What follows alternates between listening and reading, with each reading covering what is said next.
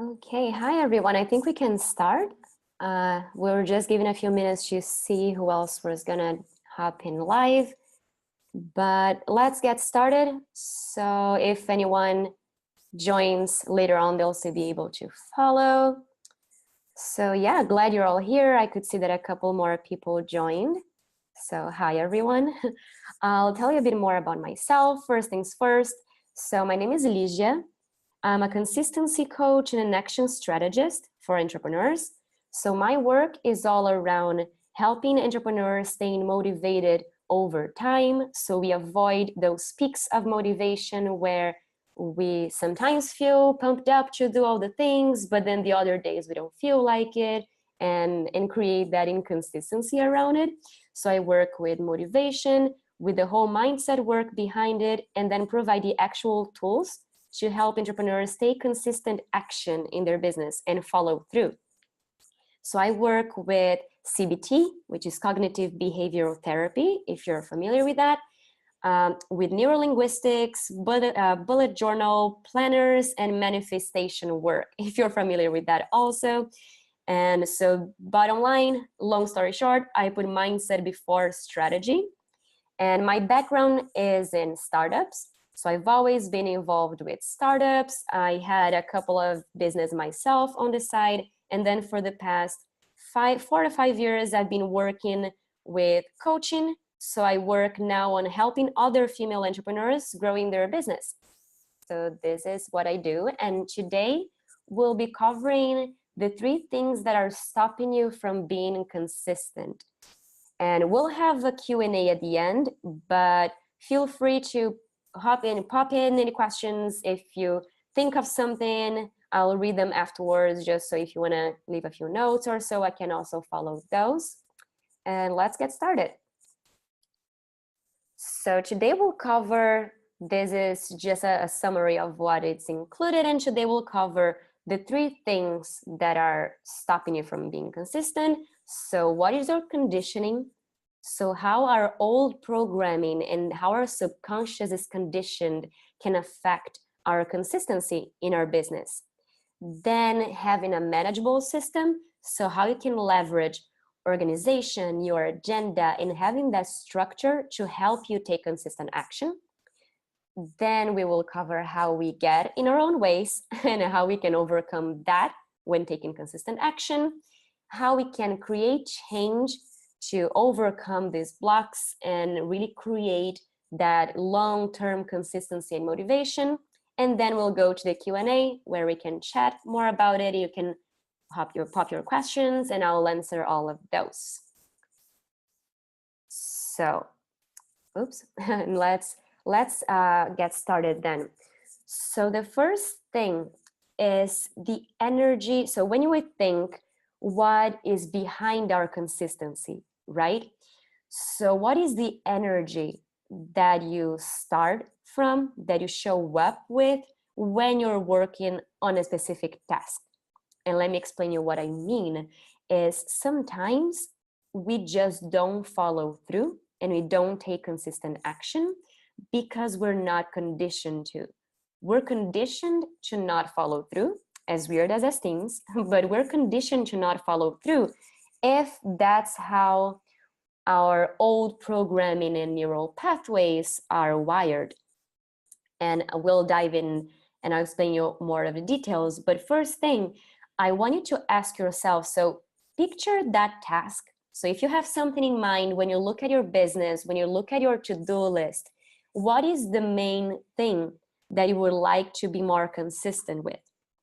So that could be an area, that could be a project, that could be a specific task that you would like to take daily or weekly, or just have that specific frequency that you're not following through with. So I want you to, as we go and as we move through all these little chapters on today's webinar, I want you to have these things in mind, because then you'll be able to compare and just take those specific tasks, then what that looks like for you as I explain the mindset work behind it. So that will be a more practical and more just tangible for you to understand what I mean and how you can apply that to your own business, because that's the whole goal, right? Is how you can take this and apply that to your tasks and to-do lists and make them consistent. So having said that, yes, so your conditioning, the way it works is, of course, we run on autopilot, right? So unless we bring those unconscious patterns into our awareness, we're gonna run on autopilot. So we are conditioned by our minds, our brains. I'll not go too much in detail in this, but we decide from a subconscious level how we're gonna show up for these tasks. So unless you really stop and understand what are these patterns, how are you showing up, and how this affects your actual action, they are gonna run on autopilot. You know, it's just when we're driving, or have you ever walked to work or drove to work, and then next thing you know, you're there and you go, oh, I don't even know how I got here. Or we do this automatic things throughout our day and our week that is just so normal that we don't even realize we're doing it. So we notice this a lot on the physical, right? So a path that we take, or something we do, how we wash the dishes, how you brush your teeth in the morning, all these things are just so natural that you're not overthinking all the steps. You just go and do them. Next thing you know, the result is there. So our mind works in the same way when we're looking at our to-do lists and our business tasks.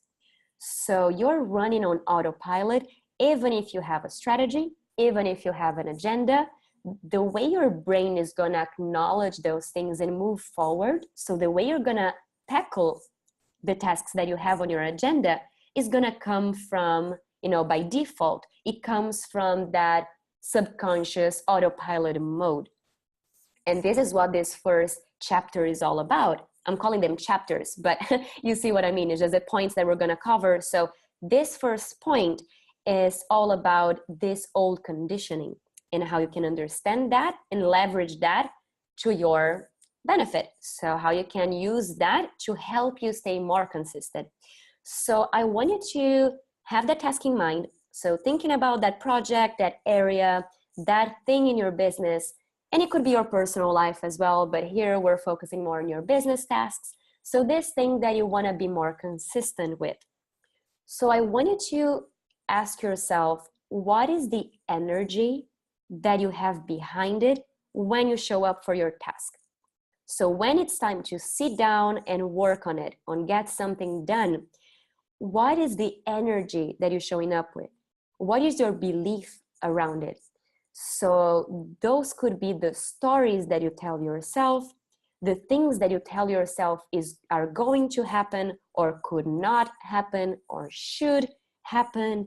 So for example, let's say you wanna write a big new project and you wanna write a proposal or just craft, you know, an entire document for a client or something like that. So let's say you wanna work on this and you sit down, you know you have to work on it, you maybe open your Word document. So at this moment, what is your energy? What are you telling yourself? And try and take note. And this is really an experiment. So next time you think about this task that you want to get done, really take a moment, take a break, and notice how you feel. Notice your thoughts around it, the things that you're telling yourself at that moment, and just acknowledge. So you're bringing that autopilot into your awareness, and then you might recognize that maybe you're already starting something coming from a place of, oh, this will be a lot of work. This will be hard. That there's a lot on the line. This compromising a lot of results or a lot of things, or there are people involved, or this is a bit of pressure, or maybe it comes more of a place of, oh, I feel good about this. I know I can get this done, or this is manageable. I'll take it step by step and it's all good. So do you see how it feels different? And this is just an example. So I don't want you to think of I don't want you to give exact, I just want you to have room to come up with your own beliefs and stories. So I'm not gonna give you a lot of specific examples of what that could look like, but try and go along these lines when asking yourself, what is your energy? What is your belief? And basically, what are you telling yourself, even before you start? When you do this, you'll start to recognize already a lot of automatic patterns and just how your autopilot has been running the show and how that is affecting your consistency and how you're showing up for these tasks to begin with. So let's say you really come from a place of, well, I want to get something done, but this feels a bit hard, or this will be a lot of effort, or it doesn't feel that attainable, that reachable, that easy, or just that place more of, struggle or fear of anxiety. So let's say you just tell yourself, every time I start something, I don't finish. So there's not even a point. Every time this sounds great and I'm excited about this new project, but I know that every time I start, I don't finish, or I don't finish with ease, and I don't manage to stay on top of it with ease. So do you see how that goes? If that's something you recognize, this is an autopilot. This is an old pattern. And if you say that you don't finish, that you're not able to finish these things, you're pretty much deciding that you won't. And I'm going to repeat this because I really want you to take away this message because it's so important. So what you decide, what you tell yourself you're able or not able to do, you're pretty much deciding this as the outcome. And this is how your patterns are so important as the first thing when you're trying to reprogram, recondition your consistency. So next time, and we'll go on point 4, we'll go more on the specifics and the actionable things you can do to start changing this. But just by bringing those patterns into awareness and stopping yourself next time you start something and you already notice that you're coming from a place of disbelief, being skeptical, being afraid, feeling like it's going to be too much trouble or effort, then you're able to shift that. And that is the first step. So notice your energy, notice your beliefs, notice the stories that are behind the tasks that you want to tackle. And then step number 2, and the second point I wanted to cover, is once you have that, you want to go on the specifics. So let's talk structure. The second thing that might be stopping you from getting consistent, besides old programming, could be that you don't have a manageable system. So that is organization. And there are a few points to it that we're going to cover, but it's about having a manageable plan, a manageable system. And this is something that, well, just to start, this is something I want to mention first, because it's a big misconception. And in my opinion, one of the main points that people get wrong about planning, getting organized, having a structure, it is not about having all the details and planning and mapping out every single step, every single task, or every single detail, scheduling every single move that you're going to have to do throughout your day. So it's not about micromanaging. So getting organized and having a plan is not about micromanaging and having all this strict structure to follow. It's about finding a balance that just works as a guideline to help you move forward. So you just have a blueprint, you have a guideline, you know the key steps that you're going to have to do, but you still have room.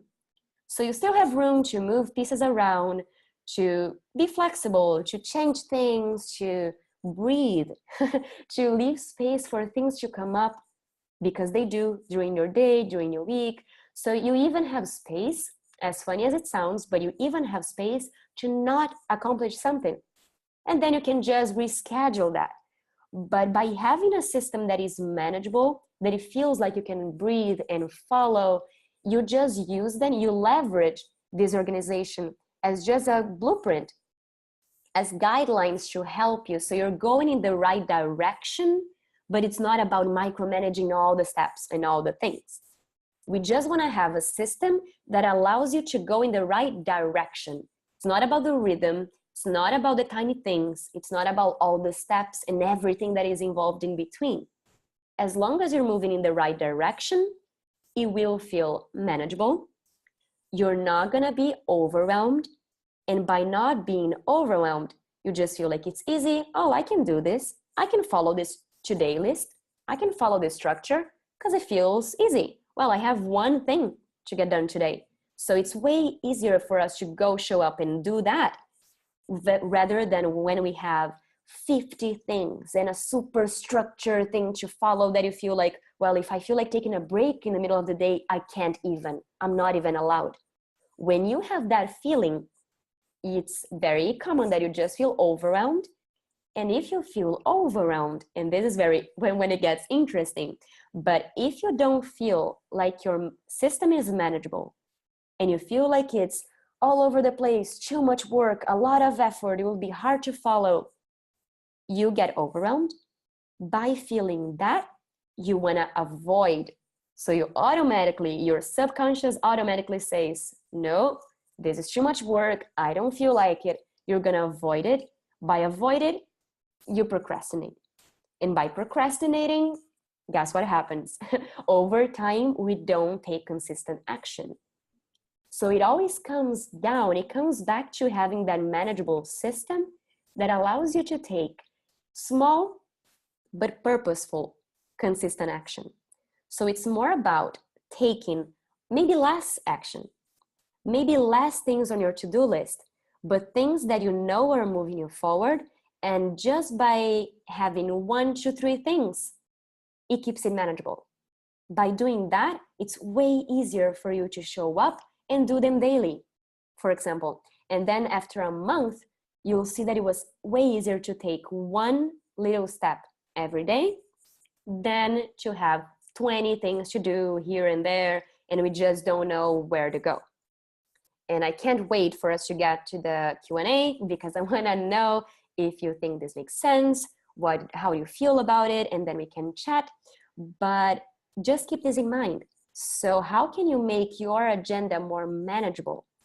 And what are the feelings that come up when you look at your to-do list as you have it today? Are you feeling overwhelmed? Do you feel like it's easy enough?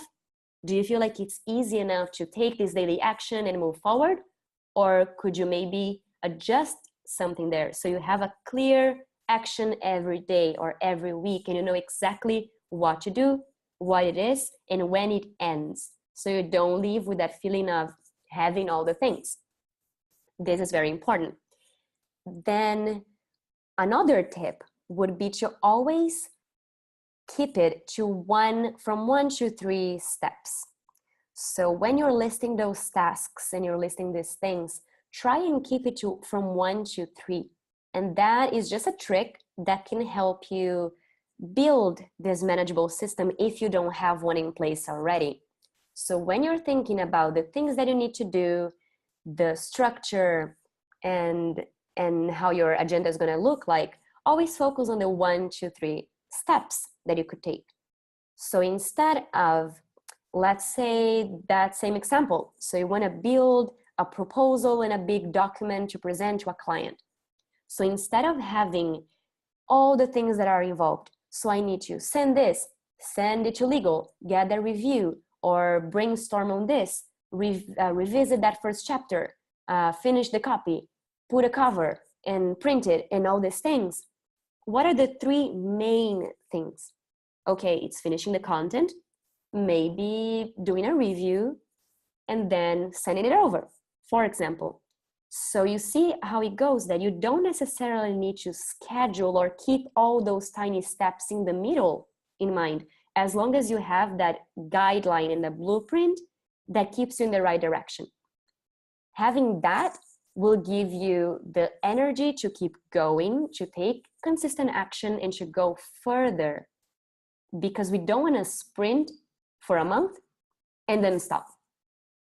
We don't want to get fired up and do all the things and have that productive day that we get a lot done, but then we let the ball drop.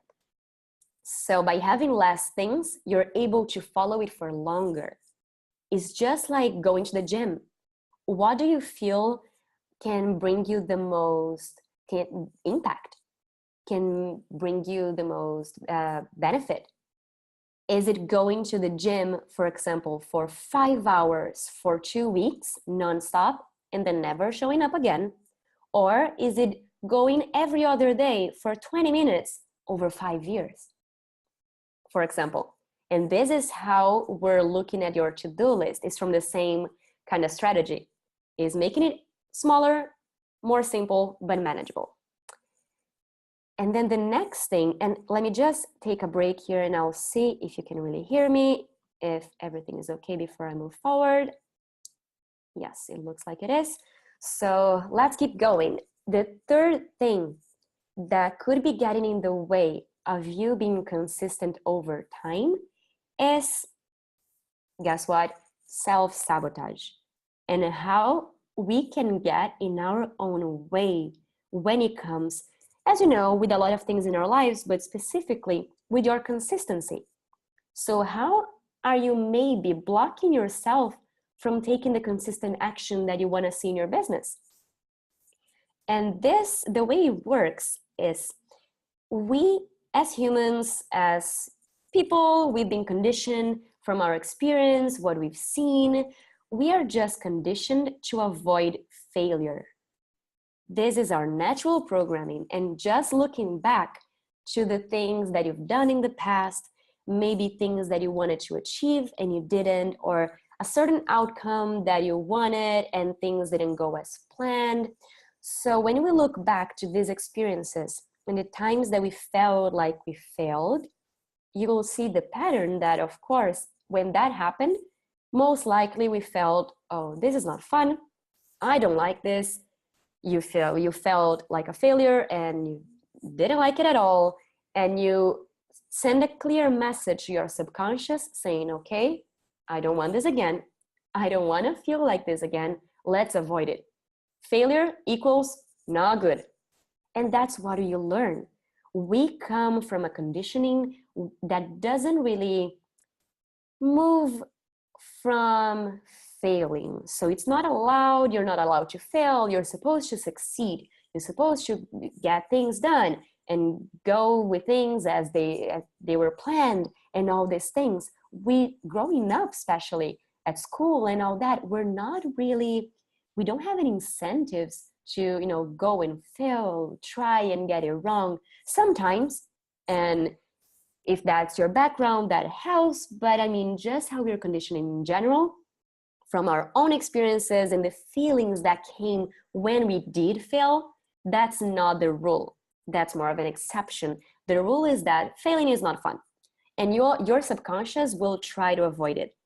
So there's this fear around failing, and we will do anything we can to go around it and overcome this so we don't have to face it. And the way it works with consistency is, are you focusing on the end result? And this is something I wanted to ask yourself also, having that area, that project, and that task in mind. Are you focusing on the end result that you want from this? Or are you focusing on the very next step that you can take? So, and I want you to tell me when you go to the Q&A what that task is for you, what that project is for you, and what that looks like. But just having that in mind, are you focusing on what you want out of that?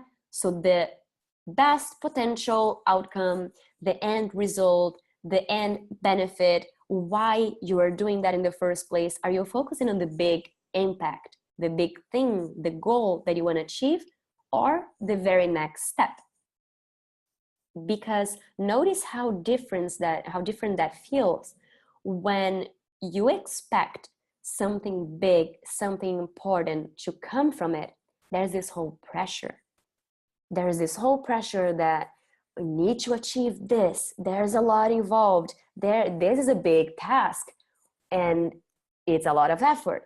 And just look how your subconscious acknowledges how this starts to feel already, that by feeling like this whole thing, this big move, this potential big outcome that can bring you a lot and compromise a lot, and so on.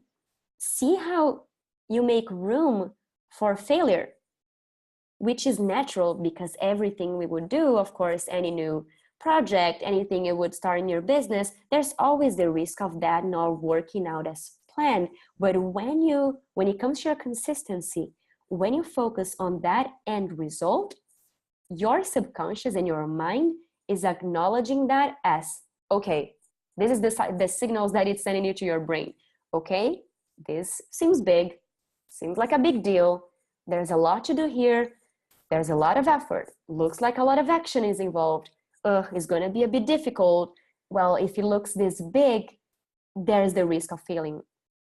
If something feels too big, too important, or too much effort, and all these things, there's always the risk of failing. Your mind automatically acknowledges the risk of you not getting that done, because it's not simple. Again, going back also to number 2, the manageable system. It's not manageable. It doesn't feel simple, doesn't feel small. It's not about, well, I have to open my Word document and type something in. And that's, not really a risk of failing there, because it's something small, rather than when you're focusing on the outcome and the big end goal. So if it's a big thing that you're trying to achieve, and side note, that's great. It means you have projections, you have goals. But when you're focusing on the end result, the message you're sending to your mind and your subconscious is, this big thing is hard to achieve. There's a lot involved. It's not that easy. By not being that easy, guess what? There's a bigger risk of failure.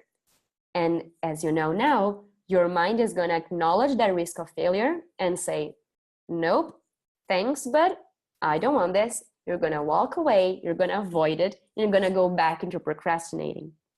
So this is a way that you could, and these are all, I'm presenting all the factors that could be involved, and you can think about them and see which one of those could be the biggest block for your consistency. So where do you think, which one of these areas is the biggest one for you? Maybe your old programming, maybe your organization in having that structure, or maybe the self-sabotage. Are you focusing on the end result and not the very next thing that you can do? So see how this works. This fear of failure works just as a shot. You're shooting yourself in the foot, because by trying to avoid the risk, trying to stay safe, trying to not go there because you don't want to fail again, you're avoiding and you're setting the inconsistency. So this could be another factor. So let's take a break here and let's revisit really quick, because I wanted to go back to that task that you have in mind and try to ask yourself, so which one of these, and it might be all of them, it might be a combination of a couple, but which is the one that feels the most difficult for you? That feels like it's a bit of a struggle, it's a bit of a stretch when you think of your conditioning. So the message that you're saying to yourself already without thinking before starting. Am I able to do this? Oh, I'm not gonna finish. Or no, I'm on it. I can do this. Or, well, it's gonna cost a lot. So those stories, how are they getting in the way? Are they your biggest block? Or could it be more of the structure? So how to have that manageable system and an agenda that helps you move forward, that gives you a clear direction, but doesn't feel overwhelming. So you don't want to avoid, you don't want to run away from it. It doesn't feel just pressure, and it feels good and it just helps you. So could that be your biggest block? Or is it that you're focusing on the bigger thing in the whole end result rather than the little steps that you can take? By focusing on that outcome, we can also be self-sabotaging and tricking our brains again into avoiding, procrastinating, and that over time becomes inconsistent action. So take a moment here and really revisit, think about that task, go back to the times that you felt like you could be taking more consistent action. or how your consistency looks like at the moment. So would you be could you be doing something daily that you're not? Or would you rather be doing something weekly that now it's just monthly? So think of what that looks like for you and try and relate that and how you show up, how you feel about the task to those three things, and try to acknowledge which one is your biggest block, because something is getting in the way of you showing up and taking that consistent action. And let's talk about it to see what that looks like in the Q&A. But this is what I wanted you to keep in mind. And then let's move to, so once you have that, creating change, right? So you want to acknowledge, you want to recognize which one is your biggest block, what is the area that you need to adjust to start creating that consistency, but how we can actually take the steps, what are the actionable steps, what can we do after we acknowledge, let's say, yes, I'm definitely number one, or it might be all of them, or I'm more number two. Once you have this, how we can actually change it. And the answer is, it goes back to reprogramming those neural pathways. So it's like we were saying in number one, your conditioning, your old programming, that autopilot, you're creating new responses and new neural pathways. When we try to reprogram a habit, we're talking about consistency here, but that can be about anything. That can be how many times you go to the gym, or if you're taking time to meditate daily. All these little habits, and consistency is a habit. So all these things we can reprogram and recondition. And the way we do that is by changing those neural pathways. You are readjusting those pathways in your brain that allows you to take a new automatic response instead. So the way your conditioning works is, of course, you have a trigger, something comes up, and you have an automatic response. So something triggers this emotion, you feel happy. Something happened, you feel sad. Something happened and you take this action, or you don't take action. But these are all very automated responses to certain triggers. The way that these responses work, and I'll try to explain it here in a way that is clear. So there's a comparison that I really like, and that explains how these neural pathways work. And just think of your mind, think of your brain as a jungle. So as a jungle with trees, heavy green, and just like a jungle that you have to clear your way through. So let's say you're in this closed, heavy jungle, and you've been taking the same way for the past decade. You were there, you took a left with your knife, and you were clearing the way, cutting down all the branches, clearing the ground, and just making a clear way for you to take that left. And you've been doing that for a decade. So what does that path look like? Should be pretty clear right now compared to the rest of the jungle. So it's a clear hiking trail with no branches. You can see the sky, you can see the floor, and that's where you go, because it's the easiest, it's the more open one, the most open one.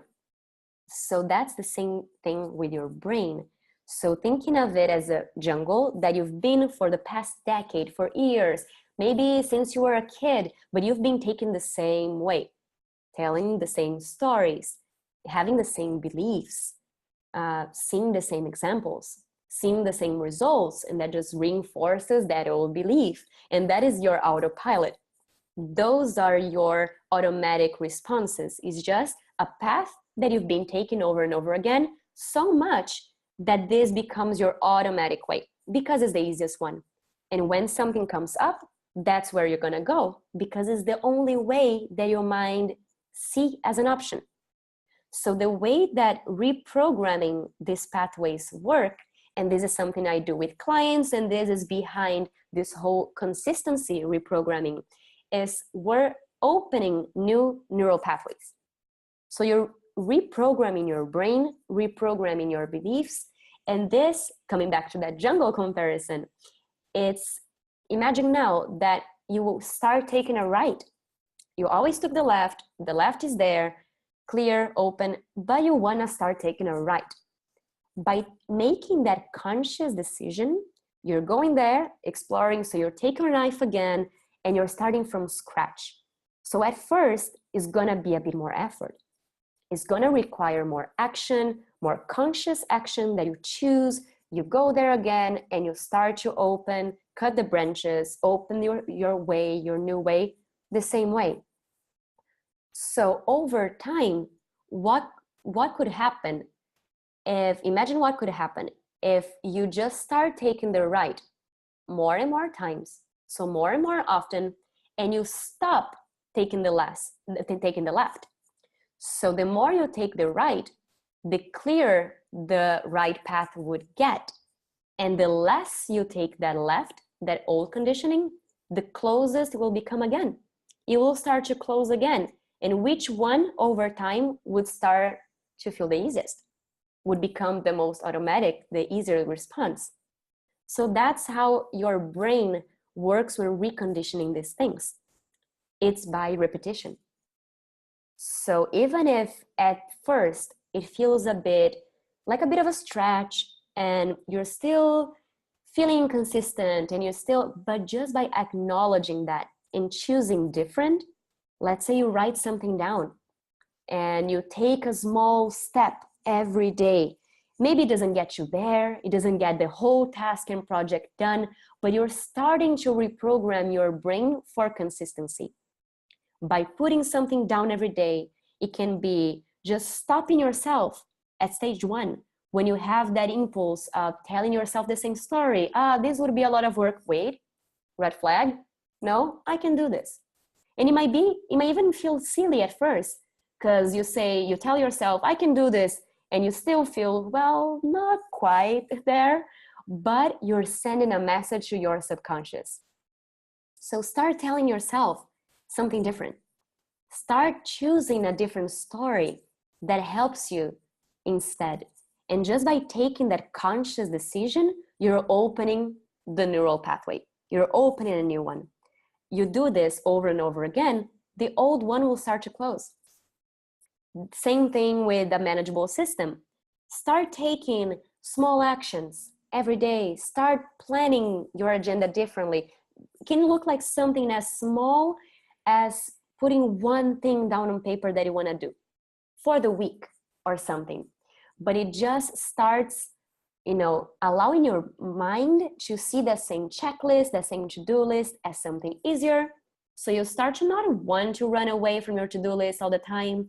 It's not your enemy anymore. So start small. Start with the small changes so you can just schedule something, put one reminder, but you start to turn that agenda into a friend. Your mind is not his enemy anymore. You're not gonna want to avoid it anymore. That's number 2. And you're just starting to create that new automatic response as well. Same thing for the 3rd. So if 3rd is your biggest block, the self-sabotage, the avoiding failure, what if instead of focusing on the end result, the big goal and the whole outcome, you can just focus on the very next thing that you could do?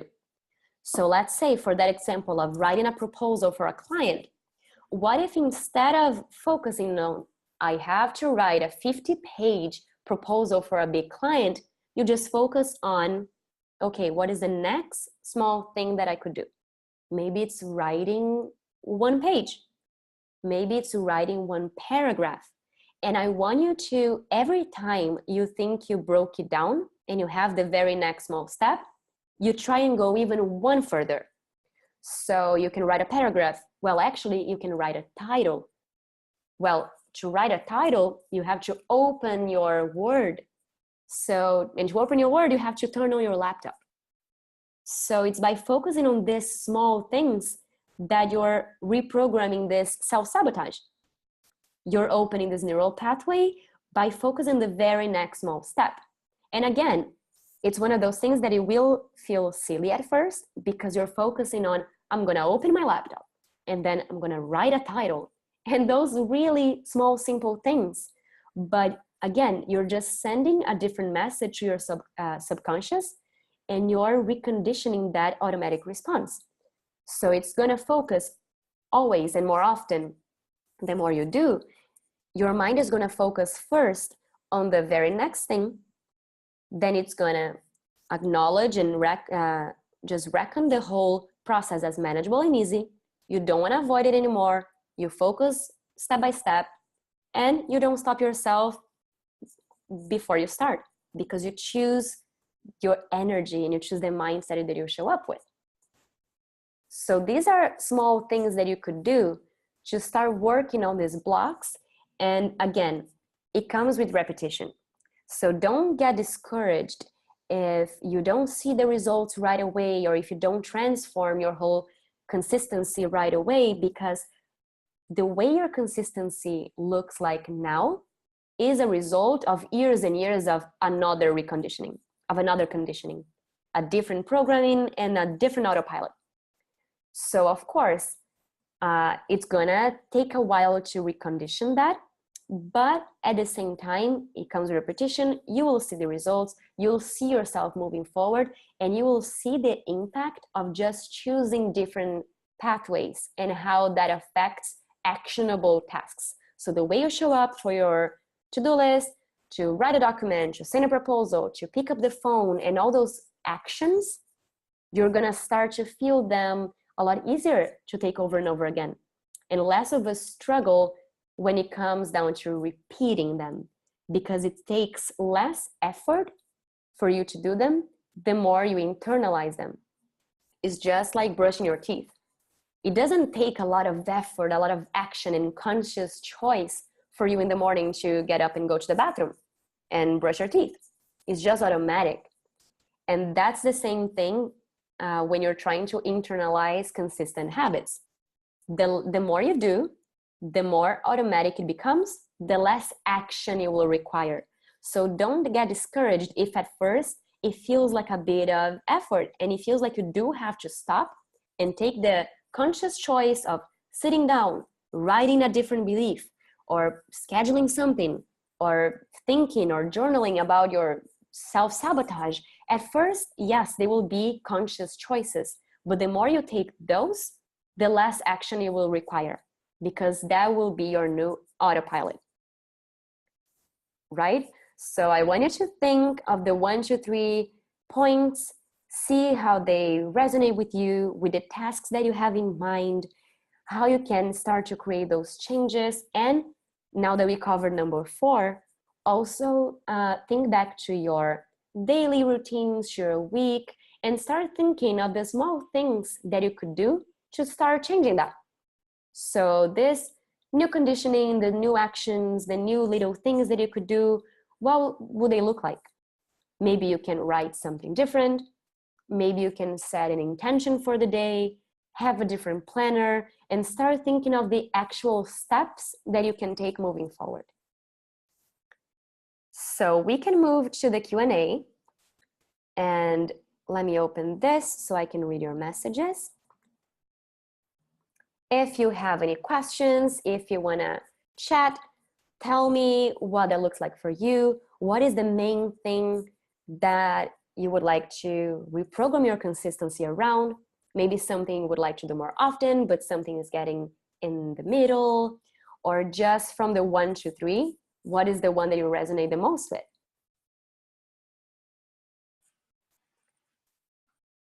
And let me know if you have something. If you wanna just pop a question and write them here, feel free. And if you are not catching this live, but still wanna send a question and chat about it, I sent here, look, this you can see where you can join a private Facebook group where I can answer all your questions. Also my website, so you can get in touch and just send me your questions. Even if you're catching this as a replay and you wanna chat about it, tell me what you think. And we got something. What I find the most difficult is to keep a consistent working pace when working from home. There is always something coming up that disturbs the agenda. Right. So tell me how to pronounce your name. Nadeje? I hope I got that right. So yes, first, Nadej, perfect. So yeah, thank you for the question. So this is really common when, well, we are all entrepreneurs. This is a common block that we have to work around. And so what would it look like if you would, and well, first thing, do you have a space in your agenda for these different things to come up? Or what does your agenda look like when you have, let's say you have the things that you want to accomplish during your day or your to-do list? Do you have a specific, do you schedule a specific space in your agenda for these other things to come up? And I'll give you a second to answer.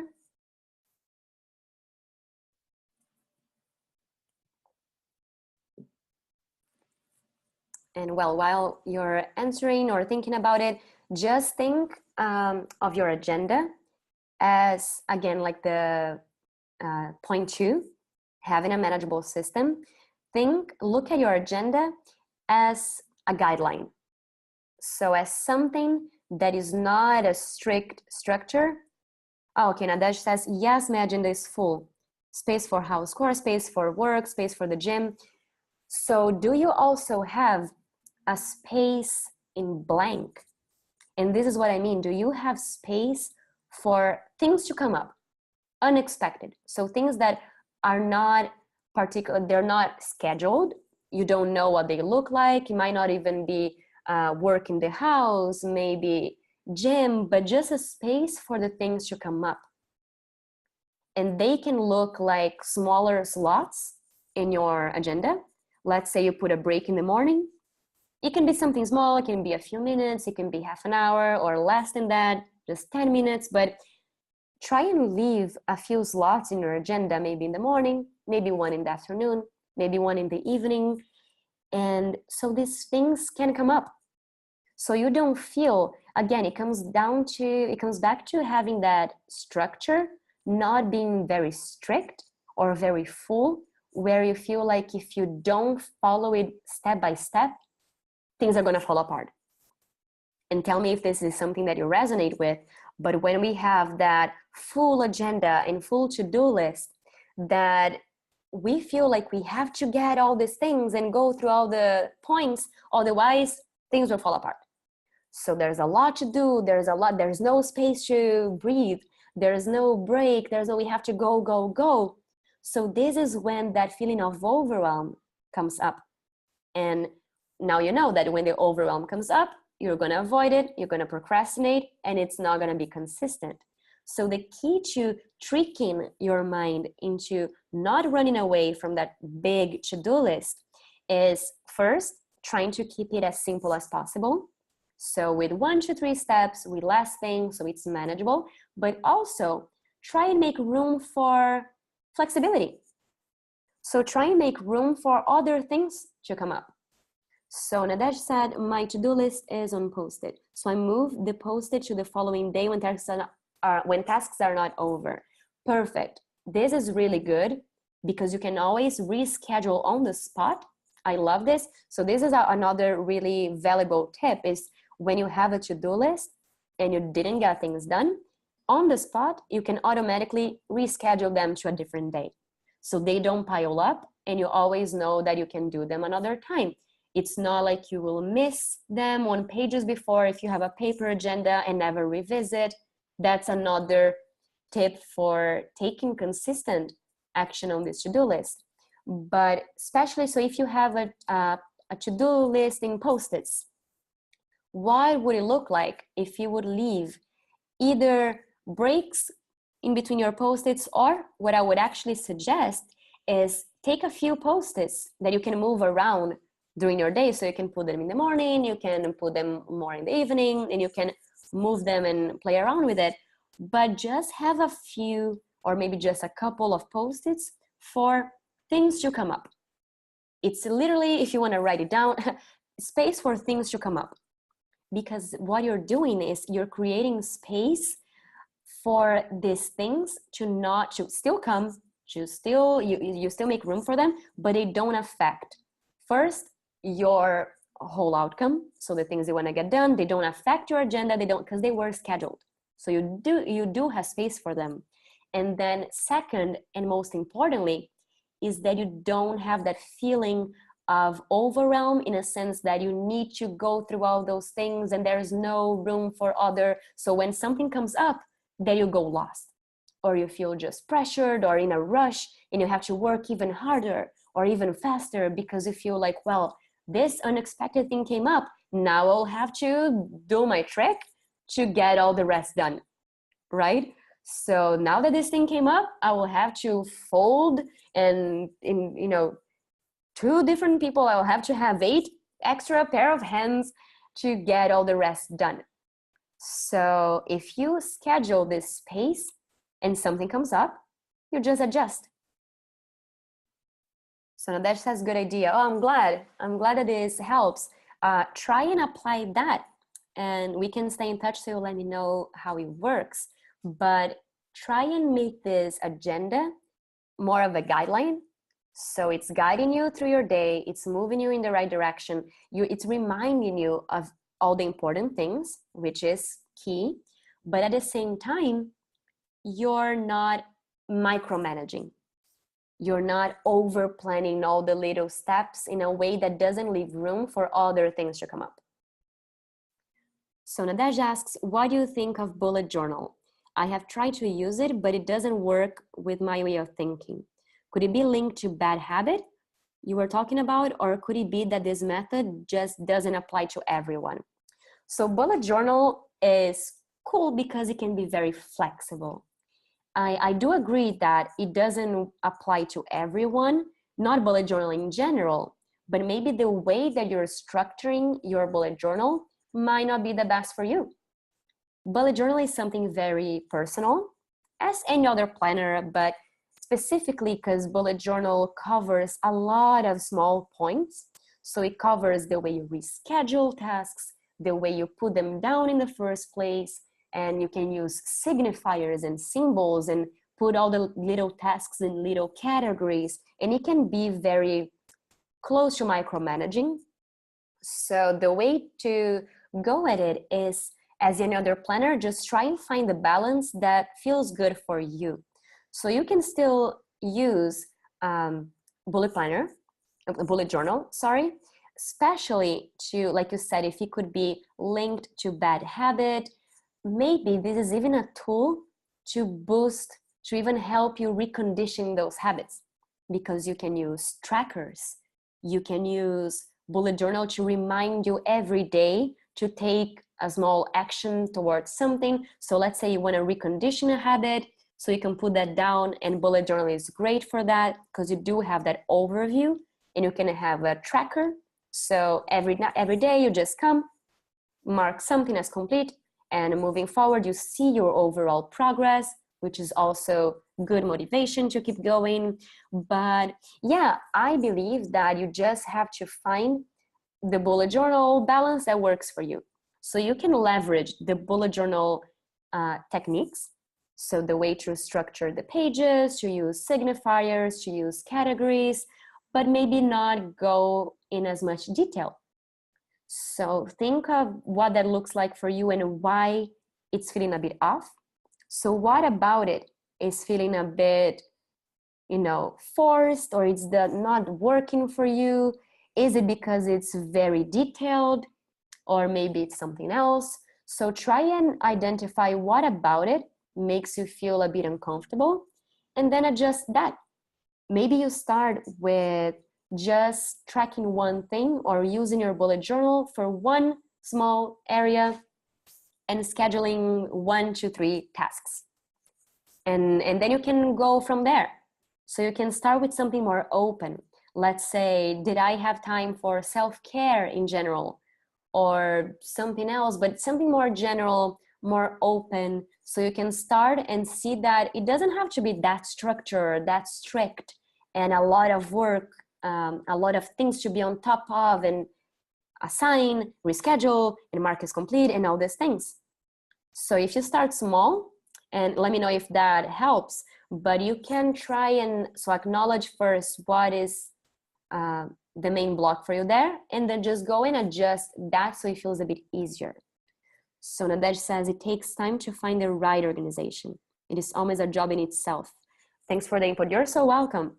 So right, maybe the right organization, the way you can start of it a bit smaller is just try and tackle the big areas. So you don't, because it's like I said, it can be almost a job in itself. If you try and go to the specifics, the details, and bullet journal can be so complex. Sometimes I see all these references and they look amazing. They are a piece of art, but all these colors, categories, and it's a lot of work. So planner, any planner should be a guideline and just something helpful for you to move forward, to show you the direction and help you stay on track. But it shouldn't feel like a job in itself. It's again that manageable system. If your bullet journal is not manageable, it doesn't mean that you have to give up bullet journaling, but maybe you just find a new structure that does feel easy. So try and use your bullet journal with something more general, maybe less details, less categories to get used to it. Then from there, if it feels good, once you internalize that, maybe you feel good opening that and breaking down more steps and more details. So I hope this helps. And guys, thank you. You're so welcome. I think your time is up. Our time is up. This was really fun. I hope you got value from this. I hope this helped you rethink your consistency. So the things that might be getting in your way. Again, here is where you can find me. If you want to chat, if you want to follow more content about this, I would love to know more about you and what that looks like for you. But yeah, I hope this was helpful to start rethinking what you could change and what are the actionable steps that you can take to start reprogramming that consistency. Again, just know that by having that in awareness already, so just by acknowledging those steps, you're already starting to recondition neural pathways. So know that you're already making progress just by being here and listening to this. And that's it. Thank you very much for joining. And I can't wait to catch up again and do another one of those. This was fun.